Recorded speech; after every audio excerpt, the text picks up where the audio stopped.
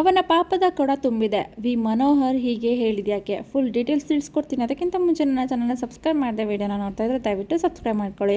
ಹಾಗೆ ಈ ವಿಡಿಯೋ ಇಷ್ಟ ಆದರೆ ಲೈಕ್, ಕಮೆಂಟ್, ಶೇರ್ ಮಾಡಿ. ಚಿತ್ರದುರ್ಗ ಮೂಲದ ರೇಣುಕಾಸ್ವಾಮಿ ಕೊಲೆ ಪ್ರಕರಣದ ಆರೋಪದಲ್ಲಿ ನಟ ದರ್ಶನ್ ಪರಪ್ಪನ ಅಗ್ರಹಾರ ಜೈಲು ಸೇರಿದ್ದಾರೆ. ಇನ್ನು ಪ್ರಕರಣದ ಸಂಬಂಧ ನಟ ದರ್ಶನ್ ಪರ ವಿರೋಧ ಚರ್ಚೆಗಳು ಆಗುತ್ತಲೇ ಇವೆ. ಇದರ ನಡುವೆ ಇದೀಗ ವಿ ಮನೋಹರ್ ಪ್ರತಿಕ್ರಿಯಿಸಿದ್ದಾರೆ. ಹಾಗಾದರೆ ಅವರು ಏನು ಹೇಳಿದ್ದಾರೆ ಎಂದು ತಿಳಿಸ್ಕೊಡ್ತೇನೆ ಬನ್ನಿ.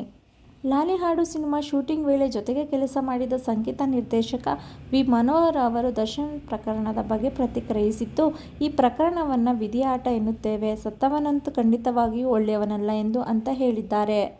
ಇದು ಆಕಸ್ಮಿಕವಾಗಿ ನಡೆದು ಹೋಗಿದೆ. ಸತ್ತವನಂತೂ ಖಂಡಿತ ಒಳ್ಳೆಯವನಲ್ಲ.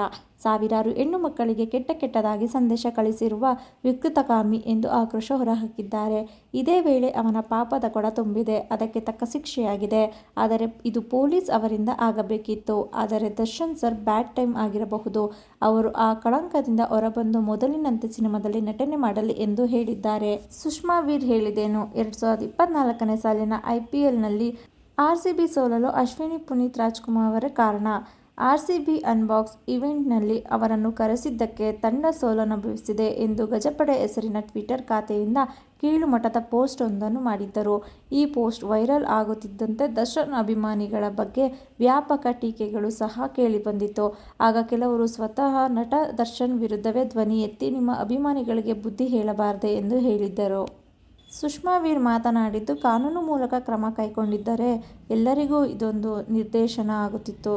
ಕೊಲೆ ಮಾಡುವ ಹಂತಕ್ಕೆ ಇಳಿಯಬಾರದಿತ್ತು ಎಂದು ನಟ ದರ್ಶನ್ ವಿರುದ್ಧ ಅಸಮಾಧಾನ ಹೊರಹಾಕಿದ್ದಾರೆ. ನಟ ದರ್ಶನ್ ಅವರ ಕೆಲವು ಹುಡುಗರು RCB ಸೋಲನ್ನು ಇಟ್ಟುಕೊಂಡು ಅಶ್ವಿನಿ ಪುನೀತ್ ರಾಜ್ಕುಮಾರ್ ಬಗ್ಗೆ ಕೆಟ್ಟದಾಗಿ ಮಾತನಾಡಿದ್ದು ಸರಿನಾ? ಅವರು ಕೂಡ ಹೆಣ್ಣಲ್ಲವಾ? ಬೇರೆ ಹೆಣ್ಣು ಮಕ್ಕಳಲ್ಲ. ನಿಮಗೆ ಇಷ್ಟ ಆದವರಷ್ಟೇ ಹೆಣ್ಣು ಮಕ್ಕಳ? ದರ್ಶನ್ ಬಗ್ಗೆ ಪ್ರೀತಿ ಕಡಿಮೆ ಆಗಿಲ್ಲ, ಆದರೆ ನಿಮ್ಮ ಬಗ್ಗೆ ಕಾಳಜಿ ಕಡಿಮೆ ಆಗುತ್ತಿದೆ. ನಿಮ್ಮನ್ನು ನೀವೇ ಹಾಳು ಮಾಡಿಕೊಳ್ಳುತ್ತಿದ್ದೀರಾ. ಇನ್ನಾದರೂ ಸುಧಾರಿಸಿಕೊಂಡರೆ ಒಳ್ಳೆಯದು. ಅದು ನಿಮ್ಮ ಕೈಯಲ್ಲಿದೆ ಎಂದು ಬುದ್ಧಿವಾದ ಹೇಳಿದ್ದಾರೆ.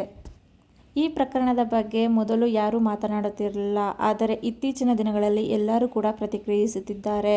ಸೊ ಏನೇ ಆಗಲಿ, ಯಾರು ತಪ್ಪು ಮಾಡಿದರೆ ಅವ್ರಿಗೆ ಶಿಕ್ಷೆ ಆಗೇ ಆಗುತ್ತೆ. ಯಾರಿಗೆ ಶಿಕ್ಷೆ ಆಗುತ್ತೆ, ಯಾರಿಗೆ ಬಿಡುಗಡೆ ಆಗುತ್ತೆ, ಕಾದು ನೋಡೋಣ. ಈ ವಿಡಿಯೋ ಇಷ್ಟ ಆದರೆ ಲೈಕ್, ಕಮೆಂಟ್, ಶೇರ್ ಮಾಡಿ. ಹಾಗೆ ನನ್ನ ಚಾನಲ್ನ ಸಬ್ಸ್ಕ್ರೈಬ್ ಮಾಡೋದು ಮರಿಬೇಡಿ. Thank you. ನೆಕ್ಸ್ಟ್ ವಿಡಿಯೋದಲ್ಲಿ ಸಿಗ್ತೀನಿ.